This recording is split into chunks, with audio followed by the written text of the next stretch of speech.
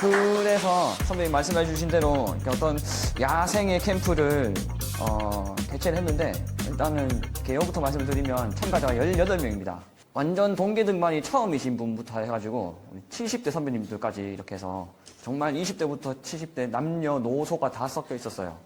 그래가지고 이거 어떻게 해야 되나. 그래서 되게 고민이 많았고, 이게 되긴 될까, 이게 가능은 할까. 아무튼 그래서 선배님하고 되게 고민을 많이 했어요. 그래서 일단은 해야 되니까 일단 훈련 얘기부터 먼저 드리고요. 그 다음에 등반 얘기, 그 다음에 평가 이렇게 진행하도록 하겠습니다. 그래서 첫 번째는 훈련이었는데, 이것도 되게 고민이었어요. 사실 훈련이 그 필요 없으신 분도 있으셨고요.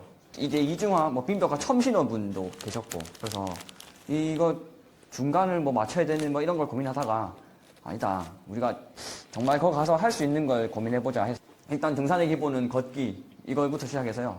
흙에서 걷고 얼음에서 걷고 눈에서 걷자, 이런 컨셉으로 진행을 했습니다. 사실 제일 그 훈련에서 중점으로 두고 싶었던 건 야생성이었어요. 사람의 손길이 좀 안 닿은 곳에 가서 흙도 좀 헤치고 내가 뭘 만들어보고 그런 걸 좀 해보자 라는 식으로 훈련을 좀 진행을 했었습니다. 그래서 우리나라의 등반 환경들이 대부분 좀 친절하잖아요. 어프로치도 길 다 되게 잘 나 있고, 없다 싶으면은 표시목도 다 나 있고, 그러니까 사실 길 잃을 일도 별로 없고, 그렇게 내가 뭘 판단해서 뭔가 할 필요가 잘 없어요. 그런데 사실 실제로 알파인 등반을 해보신 분들도 아시겠지만, 가면 모든 걸 내가 해야 되잖아요. 어프로치도 내가 만들어야 되고, 가서 확보물 내가 만들어야 되고, 이 사람들 못 오면은 내가 그걸 판단해서 빨리 끌어오르든지 탈출하든지 다 모든 걸 판단해야 돼요. 근데 한국에서는 그런 판단할 부분들이 너무나 적으니까, 그러면 일단 어찌됐건 그런 부분들을 좀 만들어보자라는 컨셉으로 진행을 했습니다.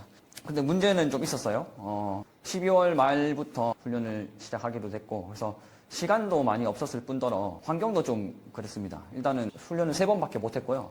다 같이 모여서 3번 정도, 환경도 겨울인데 눈도 안 오고 얼음도 안 얼었고요. 그래서 가기 전에 이거 얼음 만져보고 가겠나, 약간 이런 걱정도 했었습니다. 그래도 되는 만큼 해보자 라고 해서 했는데, 날씨가 추우니까, 그래도 추우니까 진흙은 잘 얼어 있더라고요. 그래서 그냥 그 진흙에서 크래폰 신고 걸었던 게 사실 좀 도움이 됐다라고 평가하는 부분도 있었어요. 그래서 그냥 무거운 습설, 크로스가 잘 된 눈 정도의 느낌이니까요. 종주하면서 하중 훈련 하면서 이렇게 기초 훈련, 기초 체력 훈련도 좀 해보고요. 그 다음에 여기는 그 수락산에서 제가 저기서 만납시다라고 했어요. 그래서 가는 건 알아서 가시고 저기서 봐요라고 했어요. 그 이상의 것들은 아무것도 없었거든요. 그러니까 거기 등반 루트나 아무것도 없는, 그냥 여기 지저분한 바위 좀 있고 이런 것이었어요. 여기 빨간색 시작점이 이쯤이었거든요. 그래서 이런 바위들 지나가지고 능선 통해서 중간쯤 가니까 옛날 길이 좀 있긴 있더라고요. 근데 여기까지는 그냥 아무것도 없는 곳 그냥 등반했습니다. 그래서 하면서 다들 되게 재밌어 하더라고요. 그러니까 이게 되게 그냥 힘들고 그럴 거라고 생각을 했는데, 까보니까 되게 다들 좋아하고, 그래서 좀 놀랬어요. 이런 식이에요. 그냥 그렇게 어려운 건 아니고, 대신에 중간중간에 짧게 확보가 필요하고, 그런 시스템 연습하기에는 되게 좋았었거든요. 그래도 이제 얼음 등반은 하고 가야 되지 않겠나 해서 빈벽 등반도 하고, 불곡산에서 야간 산행도 좀 해보고요. 얼음에서 이제 걷기 훈련이었습니다. 그래서 얼음에서 잘 걷는 게 사실 제일 중요한 것 같았어요.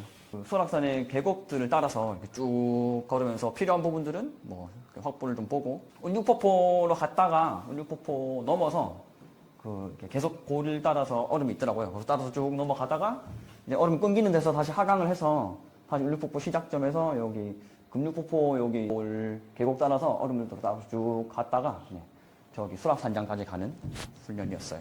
비법정 탐방로 이쯤 되겠죠.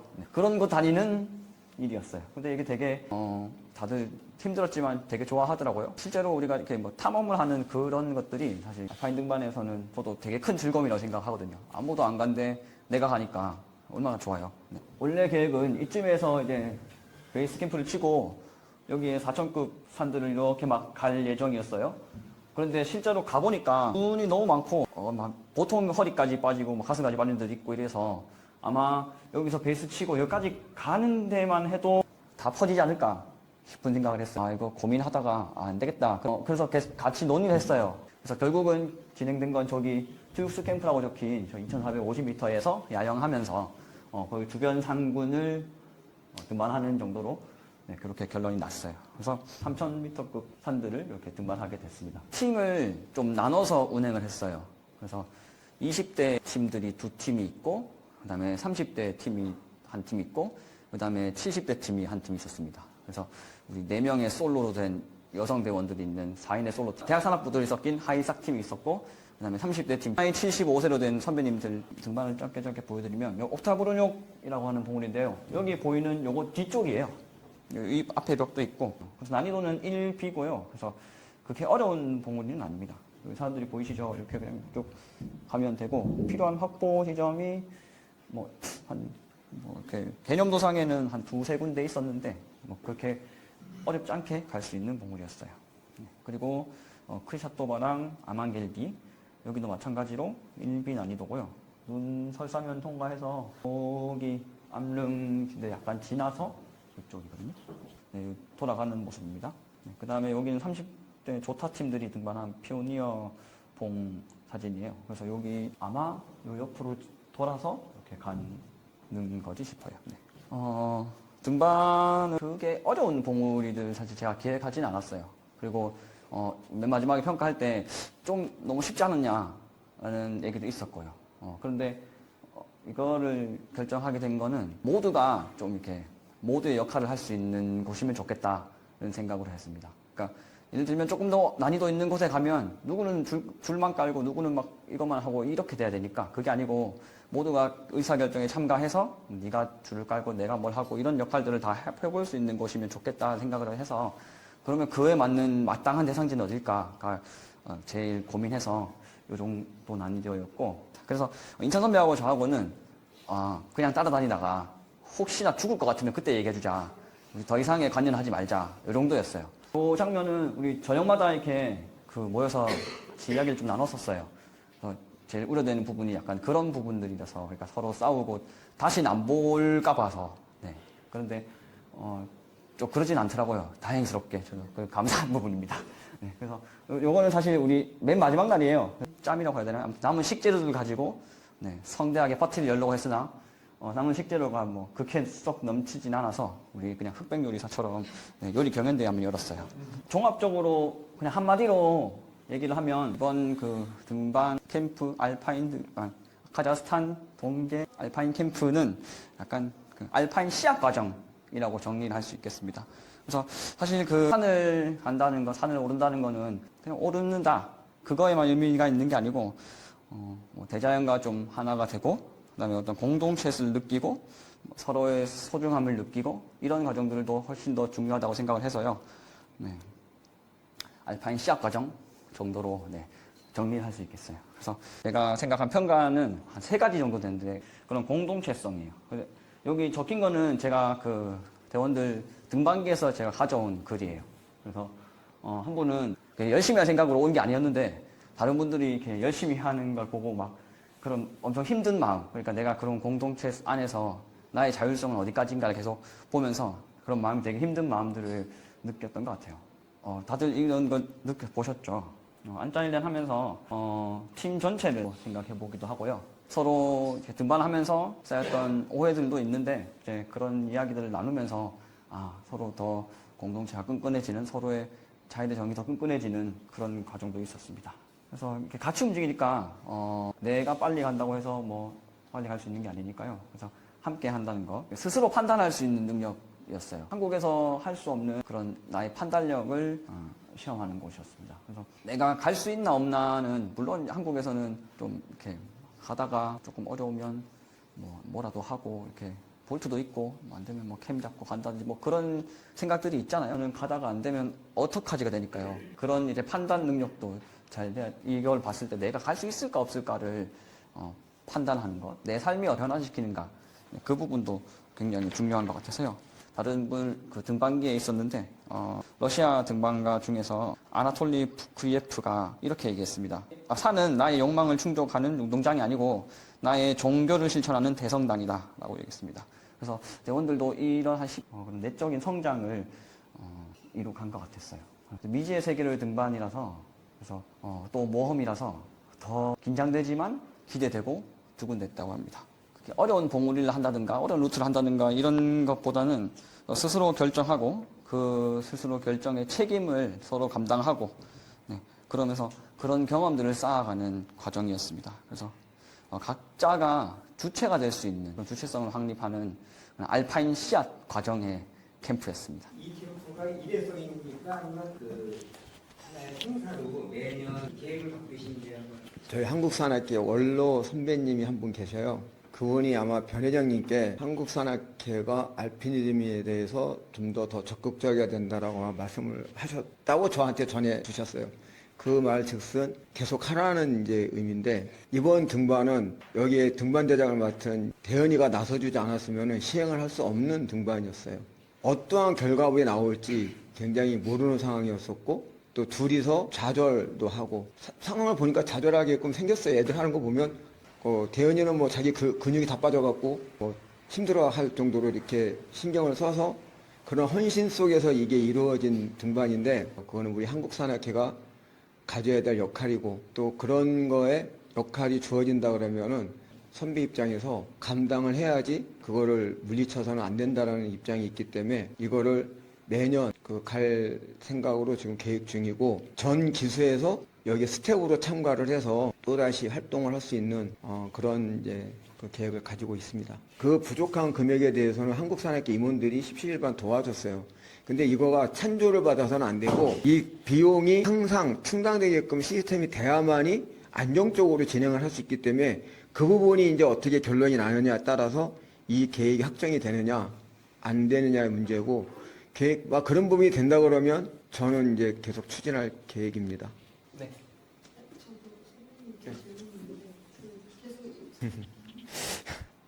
사실은 이게 참 어려운 얘기예요. 왜냐하면 알피니즘이라는 말을 바라보는 시각이 참 다양해요. 어르신들과 또 우리들과 그 미래 세대들이 다 틀려요. 프랑스 같은 알프스 산맥에 고산지대에서 이루어졌던 등반 행위를 알피니즘이라고 그랬어요. 그 니즘이라는 말은 우리가 말하는 뭐 기독교 이즘이나 뭐 마르크스주의나 이런 주의가 아니고, 얼음과 바위와 눈이 섞인 곳에서 그런 고산지대에서 행해지는 등반, 그거를 알피니즘이라고 그래요. 그 인간이 알프스의 몽블랑을 올라가고 나서 근대 등반 10초라고 그러는데, 몽블랑을 올라가고 나니까 그 전에는 산에는 용마하고 악마가 있어서 가면 위험하니까 가지 말아라고 그랬단 말이에요. 그 시대를 지배했던 사람들은 산에 가면 아무것도 없다는 걸 알고 있었어요. 근데 못 가게 하는 거예요. 왜냐하면 그래야 통제가 용이하다라는 이제 그렇죠. 근데 인간이 그런 대자연을 이제 탐험하기 시작하고 미지의 세계가 확장이 영역이 점점점 탐험하면서 우리들의 사고 영역도 넓어지는 거예요.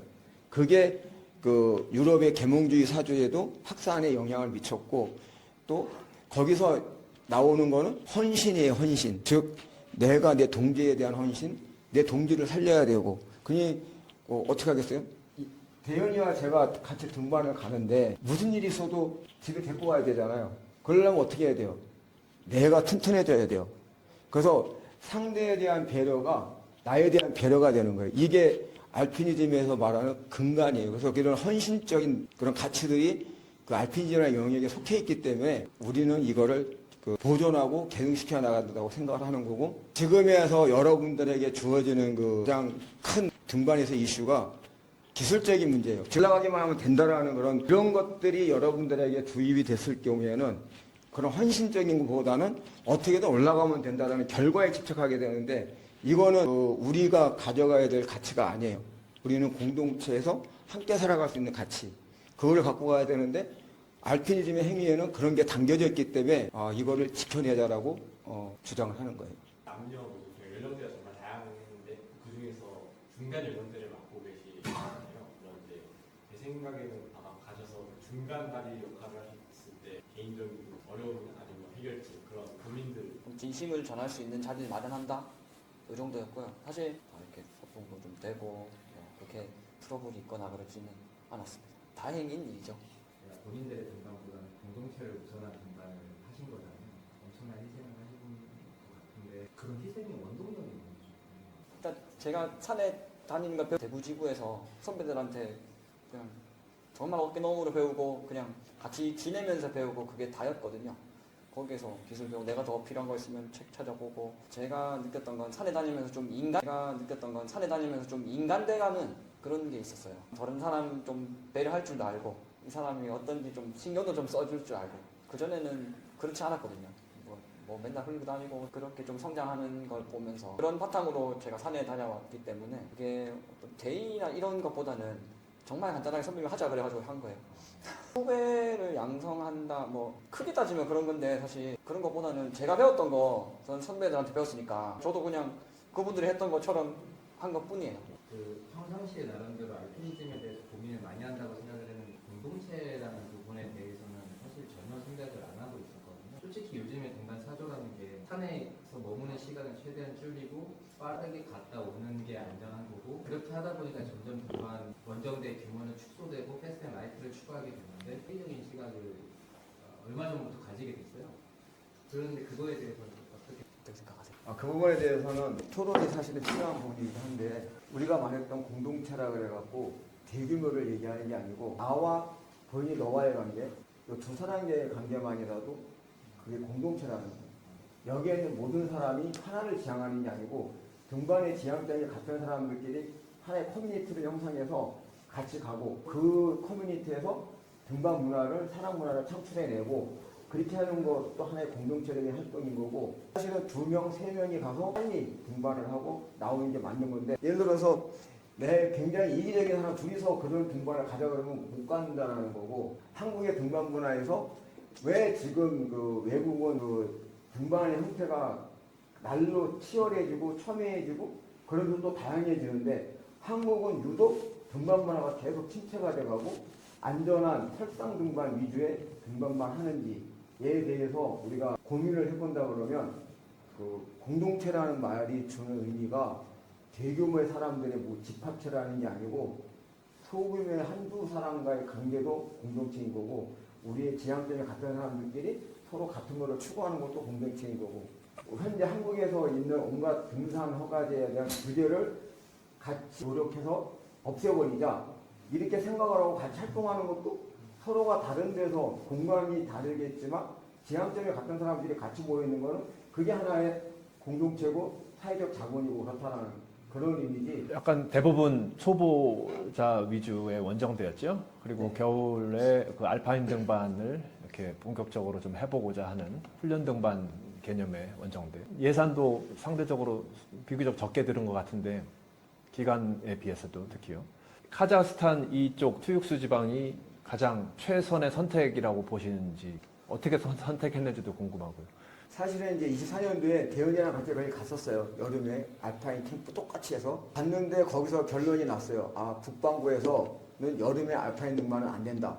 그러면 겨울에 한번 가보자 했을 때 그 주 타켓이 대학생들을 주 타켓으로 했어요. 왜냐하면 그 가장 그 백지 상태이고 그리고 대자연 속에서 그 대자연의 매력을 알게 된다 그러면 그 가능성을 보여줬을 경우에 어쩌면 가장 큰 그 미래 자산이 될 수 있는 친구들이니까 거기는 제가 2번인가 등반을 갔기 때문에 좀 익숙했어요. 그 환경에 대해서. 그리고 거기에서 만났던 이제 구조대 또 그쪽 그 캠프의 스태프들이 굉장히 우리들한테 우호적이었고 좀 많이 친절했어요. 나에 대한 친절함보다는 내가 같이 갈 친구들이 경험이 없는 친구들이다 보니까 그런 사람들이라도 우호적이어야 되고 환경을 또 내가 어느 정도를 알아야 대처를 내가 해낼 수가 있고 그쪽 가이드들하고도 여러 가지 협의를 했었고 정보를 받았었고 초보자가 가서 하기에는 조금 너무 이제 차원이 좀 세고 그래서 그 여러 가지 걸 고려해서 글로 정한 거예요. 그래서 그 여기 사실 3,000에서 4,000급 산들이 많았고 저희가 처음 생각했을 때는 그래서 난이도는 지금이랑 비슷하지만 빙하지대 지역 쪽으로 가서 겨울에 좀 추위와 좀 이런 거 맞서면서 이런 걸 좀 제대로 맛보면 좋겠다는 생각으로 밑에 쪽에 이쪽으로 생각을 했었거든요. 근데 그게 좀 이렇게까지 눈이 너무나 불안정한 상황일지는 저희 몰랐어서 좀 그런 부분에는 좀 적절하진 않았지만 날씨가 그렇게까지 춥지도 않았고 난이도로 따진다면 만약에 다른 팀들이 간다고 하면 조금 더 어려운 난이도의 벽들이 좀 있긴 있어요. 발표자분께 큰 박수 부탁드리겠습니다. 감사합니다. 오늘 세미나 아까 이 두 건의 겨울에 있었던 등반에 관해서 아주 과연 이게 뭐 100% 해답이라고 하기는 뭐 그런 걸 찾는 건 아니지만 새로운 시도를 공유해 주셔서 너무 감사하고 우리가 다 이런 것들을 앞으로 또 내년의 겨울에는 또 어떻게 될지 또 앞으로도 궁금합니다. 저부터도 당장 이거 참 본격적인 대상지로 할 만하다 이런 생각들이 많이 듭니다. 적극적으로 참여해 주시고 질문도 해 주신 여러분들 모두 감사합니다. 그리고 간단히 공지 말씀드리면 우리 그 히말라야 펀드 세미나는 올해부터는 이 블랙 다이아몬드에서 이렇게 장소 이렇게 약간의 지원을 받게 됐어요. 너무 감사한 말씀을 이 자리 빌어드리고요. 또 마친 뒤에 한 분도 빠짐없이 바로 나가시면 두 번째 집이라고 있습니다. 가게 이름이 두 번째 집. 거기서 식사하고 가시면 되겠습니다. 저희가 조촐하게 마련했으니까요. 큰 박수로 마치겠습니다. 감사합니다.